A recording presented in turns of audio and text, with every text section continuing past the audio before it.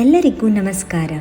ನಾವು ಈ ದಿನ ಗಣೇಶನಿಗೆ ಮೂಷಿಕ ವಾಹನ ಎಂದು ಏಕೆ ಕರೆಯುತ್ತಾರೆ ಹಾಗೂ ಆ ಸಣ್ಣ ಇಲಿ ಹೇಗೆ ಗಣೇಶನ ವಾಹನವಾಯಿತು ಎಂದು ನೋಡೋಣ.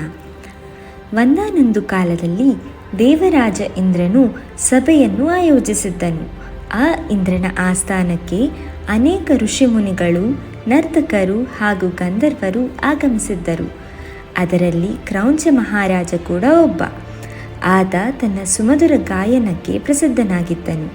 ಸಭೆಯಲ್ಲಿ ಇಂದ್ರನು ಕ್ರೌಂಚನನ್ನು ಕರೆದಾಗ ಆತುರದಿಂದ ಬರುತ್ತಿದ್ದ ಕ್ರೌಂಚನು ಆಕಸ್ಮಿಕವಾಗಿ ತನ್ನ ಕಾಲನ್ನು ಋಷಿ ವಾಮದೇವರಿಗೆ ತಾಕಿಸುತ್ತಾನೆ.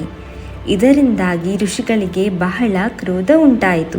ಹಾಗಾಗಿ ಋಷಿಗಳು ಕ್ರೌಂಚನಿಗೆ ನೀನು ಅಲ್ಲಿ ಇಲ್ಲಿ ತಿರುಗಾಡುತ್ತಿರುವ ಒಂದು ಮೂಷಿಕನಾಗು ಎಂದು ಶಾಪ ಕೊಡುತ್ತಾರೆ. ಹಾಗಾಗಿ ಗಂಧರ್ವನಾಗಿದ್ದ ಕ್ರೌಂಚನು ಒಂದು ಸಣ್ಣ ಇಲಿಯಾಗುತ್ತಾನೆ.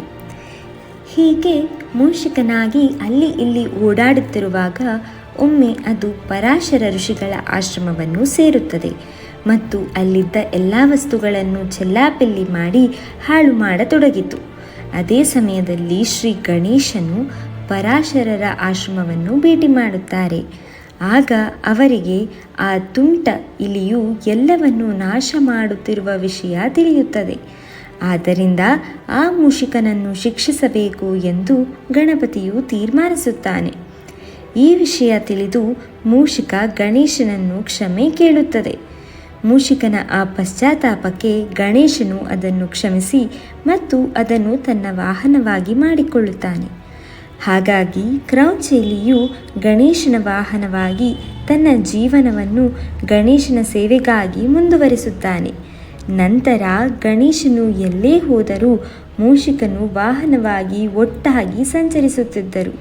ಇದೇ ಮೂಷಿಕ ಗಣೇಶನ ವಾಹನವಾದ ಕತೆ.